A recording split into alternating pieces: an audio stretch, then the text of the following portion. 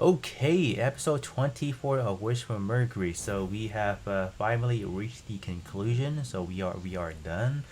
This is gonna be the last review for the time being until we eventually maybe in the near future we get something new, right?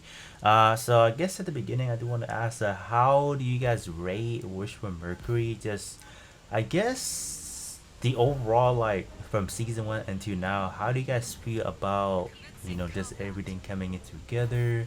I guess all the conflict. How do you guys feel about in terms of this kind of series? Like, let me know in the comment section below. But let's kind of get started as far as what went down. Overall, would definitely to say it is a pretty good happy ending. So definitely thumbs up on that, I guess, right? So as far as what really went down in this episode, so we pretty much follow things through from episode 23, where we have the badly damaged areas, and then we see Saletta just kind of rushing in to see if Ares is still alive. No response, obviously, because taking all that laser cannon, right? You wouldn't expect any normal human being, or even like for this instance, this particles, you wouldn't expect anyone to be covered that fast. And then fast forward just a little bit, we have a Celetta pretty much. I don't like. I'm pretty sure she's suffering from the data storm. I don't know. Is this because Eri went unconscious, so there's pretty much no way for her to completely block off the data store from the Gundam Calibarn. So we saw her pretty much in seizure. She passed out eventually, and we do have what is it, Grill, Lauda, and then we have Farsay just coming in rescuing Solida, and then they did bring her back to the mothership, so that was good. We do have a crit shot of Ariel just kind of laying flat right there, and then we see the gang trying to see if they can recover Solana. She just wakes up momentarily after I think Raji scans it with the horror. She momentarily just wakes up. I think the first thing she asks is not how the first thing she asks is pretty much how was the area, but obviously there's still no response. They check the cockpit, still no response. So they gotta they gotta find a different method in terms of we getting her. So the whole idea after this was Saletta with the Gundam Calibarn, they would take what was the remaining sub-areas back to Quiet Zero.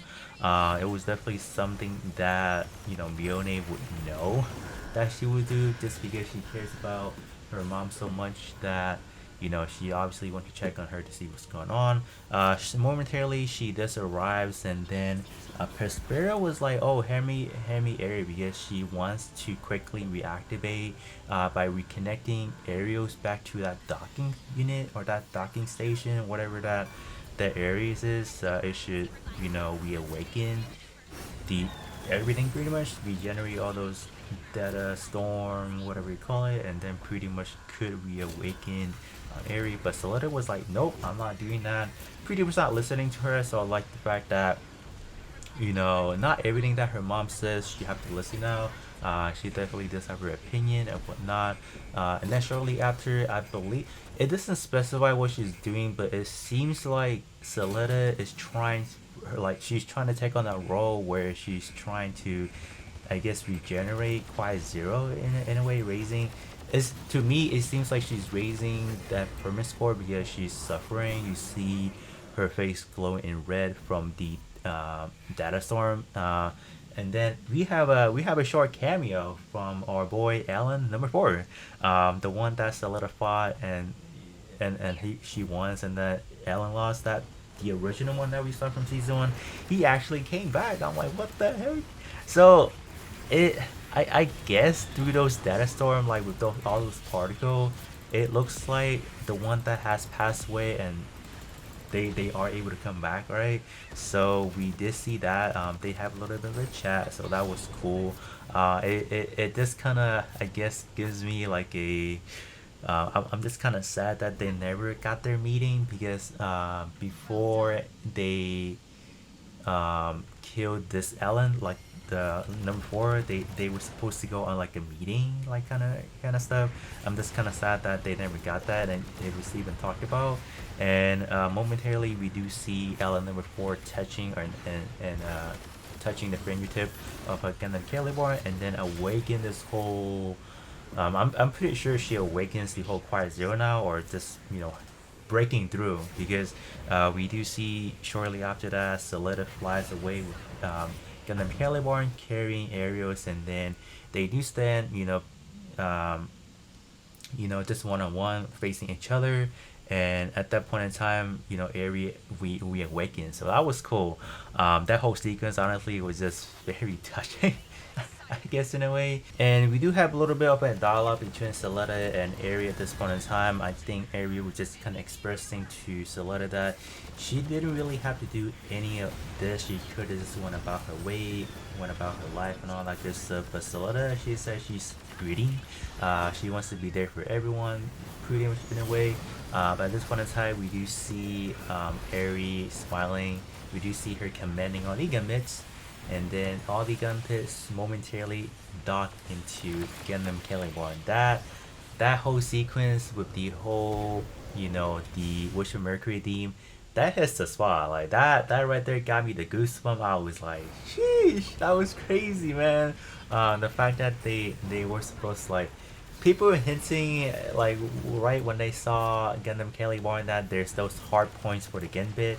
And I know that we saw kind of have that for Shadow whatnot, but seeing it all put together, hearing the Gears theme together, all that whole sequence, that was so worth it. At this point in time, Soleta is pretty much perfected. She's pretty much like bypass all the permits, right? She's good. She's not really suffering in a way, but she is in a way, right? That was kind of cool. This, like, she was able to hear that they're still trying to recharge the laser system. They are going for a second strike. They are trying to, like, the Space Alliance. They are definitely 100% trying to take down Quad Zero with the remaining of the Benedict group. But Solita was like, nah, we ain't having this. And there's more or less like a connection, just forcibly trying to interrupt the whole communication line. We hear Mione disbanding the whole group, pretty much selling all the assets from the Grassley group into, like, merging or selling to any of the Earthshian companies. So that was lit.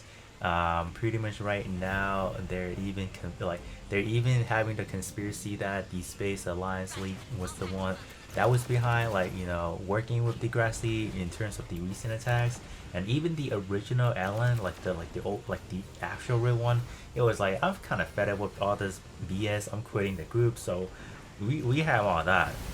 At this point in time, I think, like, the president or whatever the figurehead for the space assembly league, whatever his name is, he was like, I'm not having this, I'm gonna fire the last round. And then we have the magic moment. We have a Soleta being Banaja once again. She was able to control all of the other two, so she's able to control her units while at the same time being able to control Arios, what you would call a Sawaze, and then Parax. So all those other unit, in terms of the shell unit, like whatever the clear pieces it is, they all turn rainbow color. That was sick. They are trying to form some sort of barrier in a way to disrupt the laser system, which they did.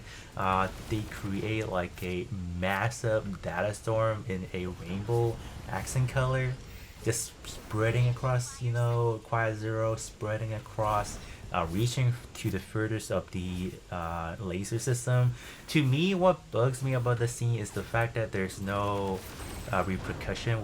After turning off the laser system, you would think having such massive energy exploding, there would be some, backfire, but there's not. It's simply just with a snap of a finger, it all went gone. So that was like, wow, just like that. That's crazy.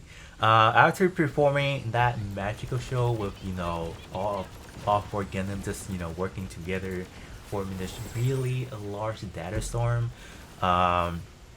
we saw that all of the Gundams, including Quad Zero, is starting to decay. It pretty much went into particle anyway, which kind of to me, I wish that it would have been a little bit more realistic in a way that it decays, but not to a way it all turns into particle. Because to me, that is just way too superficial.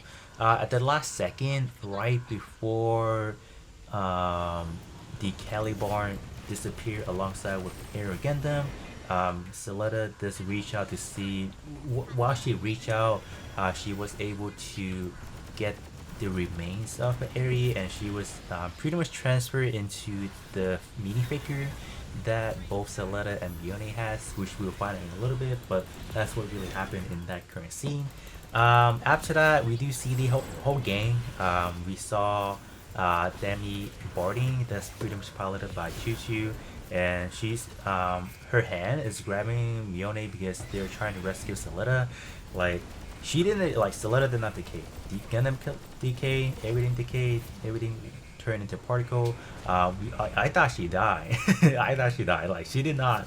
Like when they show up to that scene when the whole gang pull up to Celetta, like Celetta was just kind of flying, like she's just kind of floating. But obviously she just wakes up, so that scared the heck out of Mione. She was like, why didn't you respond to me earlier? So that was like, and then after that we pretty much end the scene, and we pretty much cut back to 3 years later. So I feel like this part was a rush. I feel like I wish that we would have gotten a little bit more. But in terms of what really happened, let's kind of go through the whole shebang of like a summary of that. Nika pretty much served her jail time. She got out. She got her certificate in probably in some sort of technology field, like mainly probably mechanics. So we have that. In terms of Rajin and Choo Choo, they are pretty much out and about. I don't know if they're like together, but they are out and about with in those mobile working machines. They're pretty much trying to fix up the colony, I guess, in a way.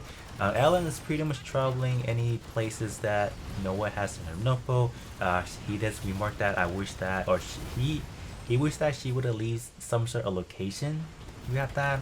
After that, we do have Mione visiting Shadiq in the jail, in the prison. I think at this point in time, he is having like his court day currently. Mione was just kind of telling him like, why did she take up all the blame, even the one for the Quiet Zero? Even though it wasn't his fault, but I guess he doesn't really care at this point in time, because in terms of everything that he wanted to accomplish, trying to help the folks in Earth, he done all that. Everything has been settled pretty much. So we have that. In terms of Eri, we did talk about that she is in the keychain, so that was kind of like, how did that happen? Like how? I guess everything in terms of the G-Witch universe is more made out of like anything is made out of permit links, whatever. So I guess she was able to transfer her data into that mini figure, so that was cool. Petra and Lauda, or we saw Petra, so she's pretty much, I guess, she lost her legs, so they are having her be like a test personnel for the gun arm, so that was cool. So they are finally using that for more for medical research now, so that's cool. It's not for war. It's never meant for war, but they finally have that scene down, so that was cool. And then we have a scene with Grill, Ellen, and Cecilia. They are trying to get the company back up and running. Apparently, Ellen has been giving works to Grill's group, so that was cool. That was pretty nice. And then we do have a quick scene from Cecilia. That was nice to see her having a little more screen time. She probably has the shortest screen time from all the character, but she definitely left the most impactful image upon any of the other character, right? That was cool. And finally, we have the gang. We have all the friends visiting Celetta on Earth. We do have a very touching moment from Mione and Celetta, so that was lit. But other than that, that was it. We saw the gang just kind of showing up, saying hi to Celetta. So I don't know where this will lead. Like this right here to me is not really like a official, and it doesn't seem like it. It seems like there could be a continuation, but we don't know, man. But that is it. That is where we left off from. It has been a long journey, man. 24 episodes, a lot of swords and tears, a lot of max, just pretty good climax. But yeah, just let me know how you guys feel about the overall series itself. I think it went great. I think it has everything that's needed. It might be rushed. It might not be as impactful in some sort of way, like to your typical Gundam. But I think it does the job for this series overall. But other than that, that's it for me, and I'll be catching you guys all on the next one.